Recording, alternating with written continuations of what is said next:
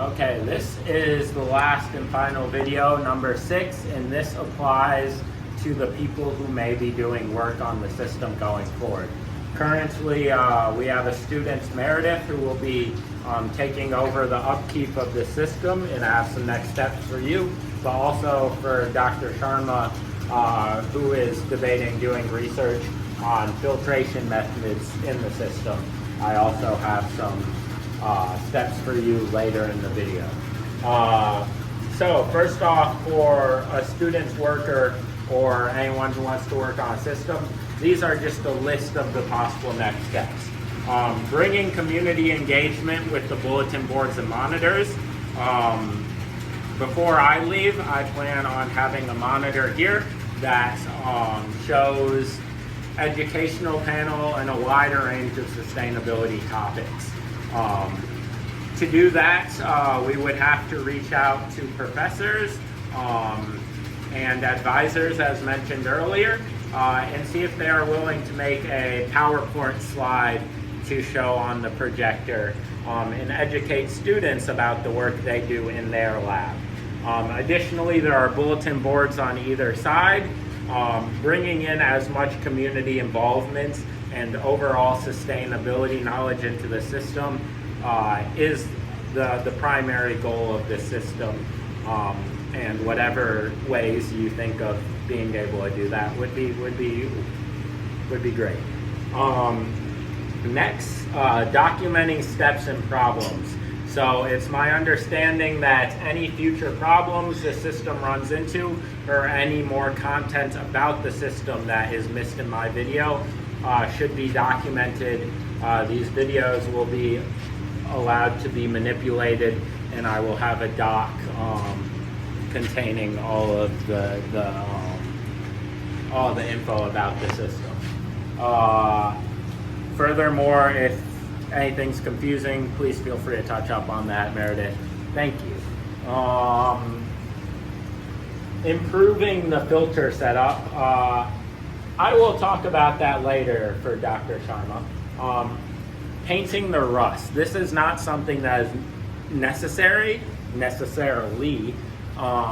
but it could be good. At certain points, like this back bar, we have rusting issues. Steel is not that great in the greenhouse, and there are certain parts that are getting a decent layer of rust. If you want to go in with anti-corrosive paint and follow that up, that would be really, really helpful to the longevity of the system. But as we stand now, this system will be able to be supported for many years. So that's not necessarily pressing, but would be a great step in terms of promoting longevity. Waterproofing yellow bin. I may do this before I'm able to leave, but this yellow bin we bought was supposed to be waterproof. For whatever reason, the seal of this is not waterproof. So maybe making a silicone layer or like a rubber flap between the lid of this and that. So, you see that just opens up.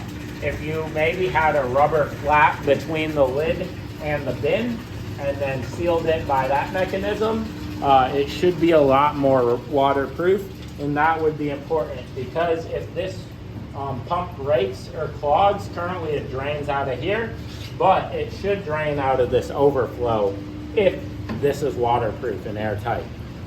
So figuring out how to waterproof that, I may be able to do that, I may not, but it's in this video. Fixing water detector, which is also in this water bin. I've emphasized this through several videos, but this pump must be faster, pumping more water than this pump. Because if this pump pumps more water than this pump, it will lead to an overflow in these two containers. Therefore, this pump is set on a higher setting than this pump is. However, because this pump in the yellow bin is on a higher setting, that means it runs dry partially. And one way to fix that is over here. through my water meter outlet, which I showed in the first video. The flat one that is on the white power strip right there. That water meter video has two prongs that go through this blue bucket and into this yellow bucket. One prong is the low water prong and the other prong is the high water prong. I will leave the instructions with you, but it should be able to be dialed in that when the water is too low, that pump shuts off. The yellow pump with the yellow cord is plugged into the water meter. It would shut off, and when the water is at a reasonable height, it would shut on. This has worked several times, but it's also failed a few times, and just keep running continuously. One possible solution is that it may need to be grounded. If that is not fixed, that pump longevity might not be long, but the system probably won't fail. You just have to replace the pump when it pumps.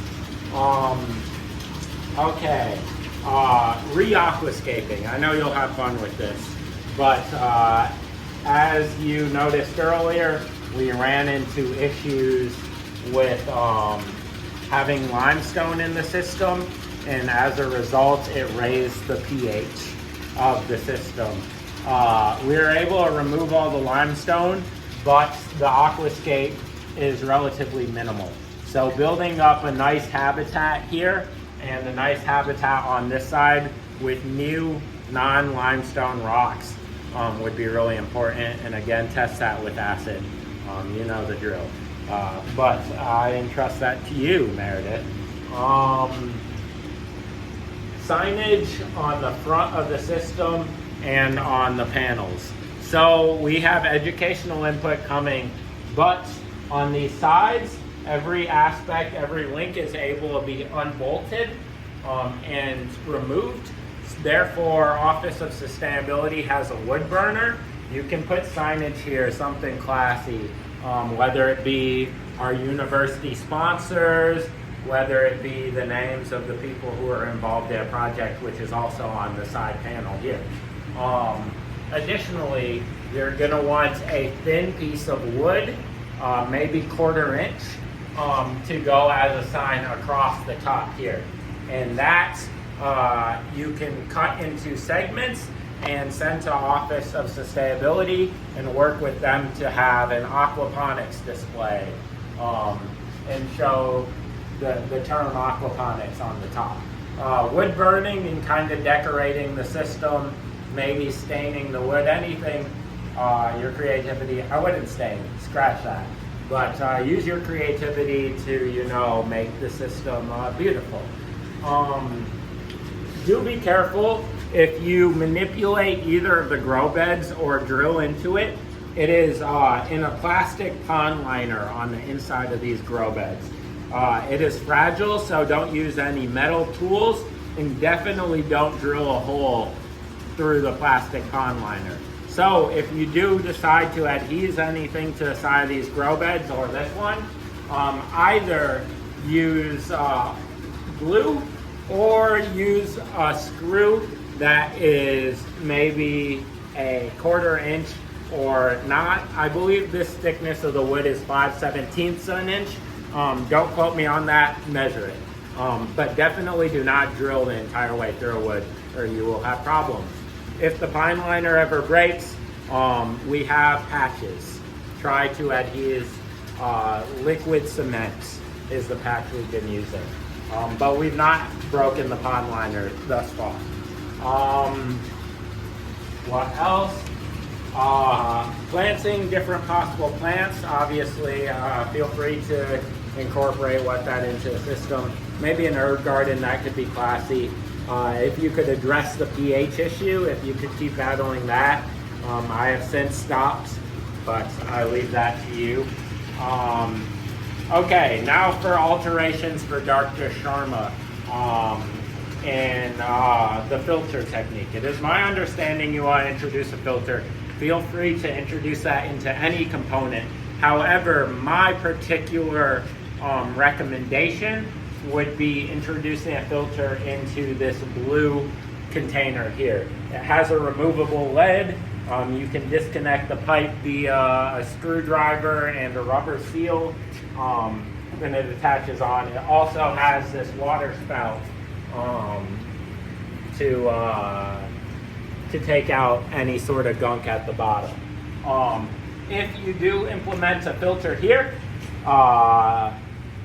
that'd be nice. You could pump water out of the bottom of this, maybe through the filter. Also, if this does not need to be, if this can be turbulent within your filter designs, which it could not be with my original idea of a radial flow settler, this could not be turbulent.